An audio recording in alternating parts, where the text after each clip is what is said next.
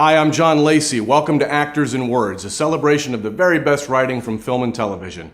This month we're celebrating the text from Oscar-winning screenwriter Aaron Sorkin. We'll be reading text from 2 of his hit TV shows, The West Wing and Newsroom, as well as 4 of his screenplays, The Social Network, Moneyball, Steve Jobs, and A Few Good Men. A Few Good Men was Sorkin's first play. He wrote it while bartending at the Palace Theater in New York City. It went on to run 1.5 years on Broadway, ultimately becoming his first screenplay. And the rest is history. Welcome to the words of Aaron Sorkin. Did you know there are more people with genius IQs living in China than there are people of any kind living in the United States? That can't possibly be true. It is. What would account for that? Well, first, an awful lot of people live in China, but here's the question. How do you distinguish yourself from a population of people who all got 1,600 on their SATs? I didn't know they take SATs in China. They don't. I wasn't talking about China anymore. I was talking about me. You got a 1,600? Yes, I can sing in an a cappella group, but I can't Does that mean you row actually crew, got nothing wrong? or make a $25 PC. Or you get into a finals club. Or I get into a final club. You know, from a woman's perspective, not singing in an a cappella group is a good thing. This is serious. On the other hand, I do like guys who row crew. Well, I can't do that. I was kidding. Yes, I got nothing wrong on the test. Have you ever tried? I'm trying right now. To row crew? To get into a finals club. To row crew? I'm like, whatever. Are you delusional? Sometimes you say 2 things at once. I'm not sure which one I'm supposed to be aiming at. You've seen the guys who row crew, right? No. Okay, well, they're bigger than me. They're world-class athletes. And a second ago, you said you like guys who row crew, so I assumed you would know one. I guess I just meant I like the idea, like the way a girl likes cowboys. Okay. Should we get something to eat? Would you like to talk about something else? No, it's just since the beginning of the conversation about final clubs, I think I may have missed a birthday. You know, my wife, Abby, she never wants me to do anything while I'm upset. 28 years ago, I came home from a very bad day at the State House. I tell Abby I'm going out for a drive, get in the station wagon, put it in reverse, and pull out of the garage full speed.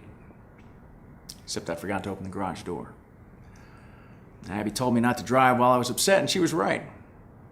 She was right yesterday when she told me not to get on that damn bicycle when I was upset, but I did it anyway. I guess I was just about as angry as I've ever been in my life. It seems my granddaughter, Annie, had given an interview in one of those teen magazines. And somewhere between movie stars and makeup tips, she talked about her feelings on a woman's right to choose. Now, Annie, all of 12, has always been precocious. But she's got a good head on her shoulders, and I like it when she uses it. So I couldn't understand when her mother called me in tears yesterday. I said, "Elizabeth, what's wrong?" She said, "It's Annie." Now, I love my family, and I've read my Bible cover to cover. So I want you to tell me, from what part of Holy Scripture do you suppose the lambs of God drew their divine inspiration when they sent my 12-year-old granddaughter a Raggedy Ann doll with a knife through its throat? You'll denounce these people, Al, and you'll do it publicly. And until you do, you can all get your fat asses out of my White House. There's an epidemic failure within the game to understand what's really happening. And this leads people who run Major League Baseball teams to misjudge their players and mismanage their teams. I apologize. Go on. Okay. People who run ball clubs, they think in terms of buying players. Your goal shouldn't be to buy players, your goal should be to buy wins. And in order to buy wins, you need to buy runs. You're trying to replace Johnny Damon. The Boston Red Sox see Johnny Damon, they see a star who's worth $7.5 million a year. When I see Johnny Damon, what I see is an imperfect understanding of where runs come from. The guy's got a great glove, he's a decent leadoff hitter, he can steal some bases, but is he worth $7 million a year that the Boston Red Sox are paying him? No. Baseball thinking is medieval. They're asking all the wrong questions, and if I say it to anybody, I'm ostracized. I'm a leper. That's why I'm cagey with you. I respect you, Mr. Bean. And if you want full disclosure, I think it's a good thing you got Damon off your payroll. I think it opens up all kinds of interesting possibilities. Where are you from, Pete? Maryland. Where'd you go to school? Yale. I went to Yale. What'd you study? Economics. I studied economics. Yale, economics, baseball. You're funny, Pete. It's about getting things down to one number. Using stats the way we read them, we'll find value in players nobody else can see. People are overlooked for a variety of bias reasons and perceived flaws. Age, appearance, personality. Bill James and mathematics cut straight through that. Out of 20,000 notable players for us to consider, I believe there's a championship team of 25 players that we can't afford because everybody else in baseball undervalues them. Like an island of misfit toys. Everyone is waiting for the Mac. Maybe. But what happens when they find out that for $2,495, there's nothing you can do with it? We were competitive at 1500, but once you replace the Motorola 6809 with the 68000... Which is what supports menus, Windows, point and click, high-res graphics. Yeah, because everyone needs rectangles with rounded corners. Coach lands on the runway at the exact same time as first class. I have no idea what that fucking means, but this is how it got to $2,500, which is the price point on the PC, which can do a lot more. Who's gonna want a PC? What idiot is gonna want...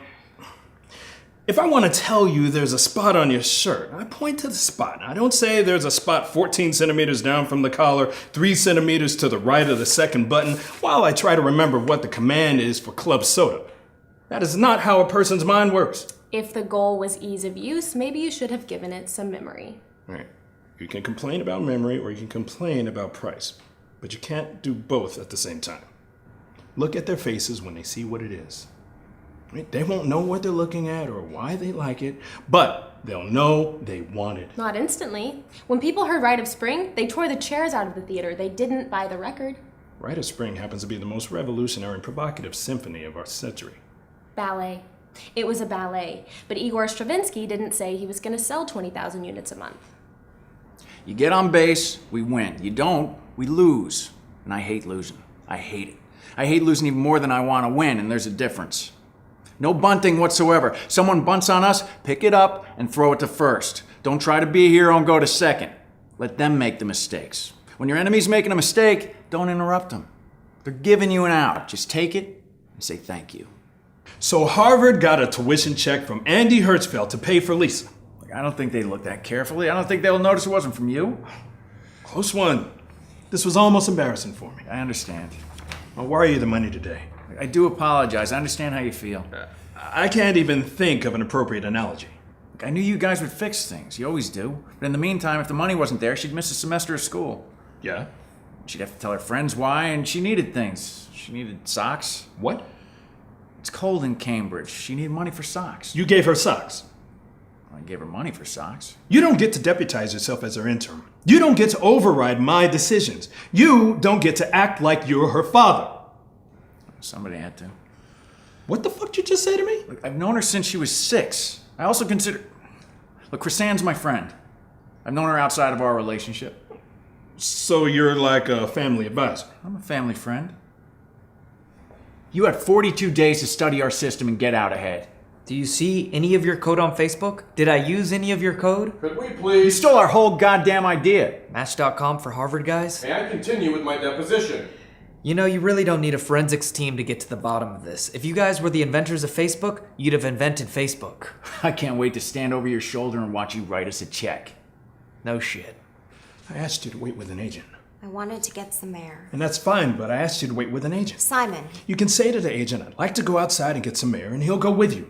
I'm standing in the middle of the president's security detail. What do you think is going to happen to me? I don't know what's going to happen to you. If I did, this would be easy. Maybe if we didn't shout so much. You know what? I've spent my adult life protecting people, and you are the first person who's got me seriously thinking about switching sides. Well, I'm sorry you feel that way. I think I've been a treat. Yes, you have. A little Easter treat just for me. This is over. Oh, there's paperwork. I meant for me. Yeah. Thank you. You're welcome. Seriously. Thanks. So I'm free. You can drive your car, walk in a crowd, eat a grapefruit, do what you want. How about a drink?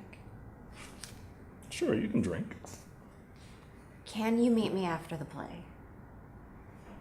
Yes. Good. Where? Anywhere you want. How about here?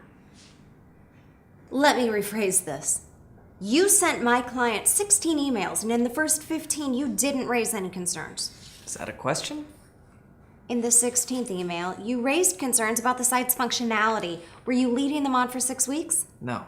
Then why didn't you raise any of these concerns before? It's raining. I'm sorry? It just started raining. Mr. Zuckerberg, do I have your full attention? No. Do you think I deserve it? What? Do you think I deserve your full attention? I had to swear an oath at the beginning of this deposition, and I don't want to perjure myself, so I have a legal obligation to say no. Okay, no.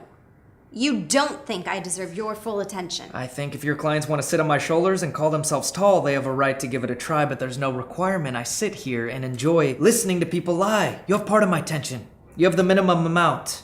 The rest of my attention is back at the offices of Facebook, where my colleagues and I are doing things no one in this room, including, and especially your clients, are intellectually capable of doing. Does that adequately answer your condescending question? Mr. Santorum is forgiving you for being black, but you don't have to be gay. I'm asking you to explain to me why you would work for a man who thinks you're inferior. Stop. Just stop. I believe in the sanctity of life. If that word is too vague for you, then look it up. I support the senator. Because of all the candidates in the field, I believe he is the only one whose passion on the issue of abortion equals my own. And I believe he has the skills to make a fantastic president. I'm asking you... You will not interrupt me again, sir. I am more than one thing. How dare you reduce me to the color of my skin or my sexual orientation? There are people who look just like me. Thousands and thousands who died for the freedom to define themselves. How dare you presume to decide what I should think is important? Yes, when it comes to equality for the gay community, Senator Santorum is wrong. But I am far more insulted by your high-handed implication that I need your protection. Sir, I'm simply asking the Shut question... up! I will let you know when I am finished.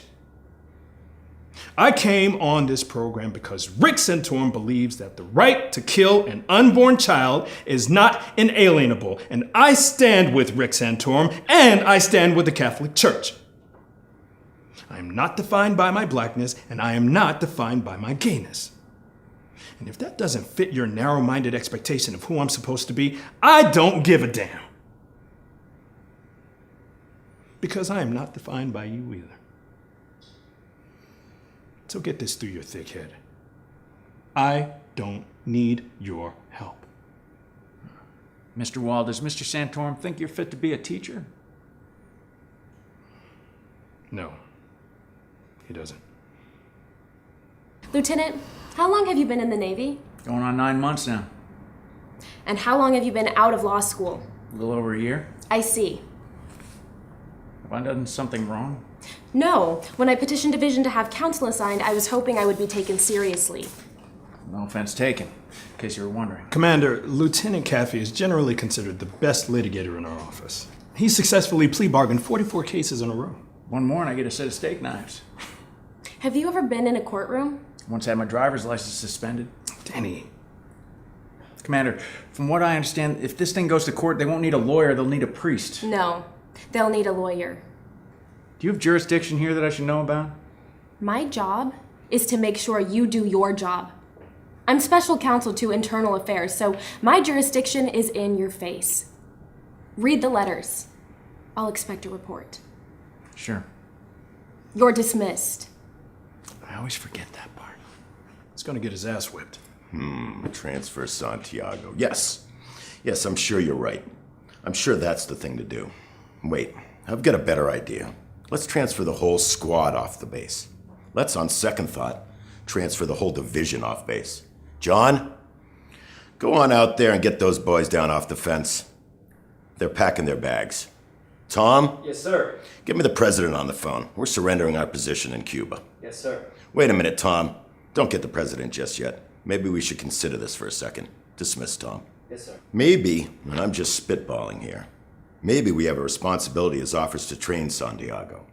Maybe we, as officers, have a responsibility to this country to see that the men and women charged with its security are trained professionals.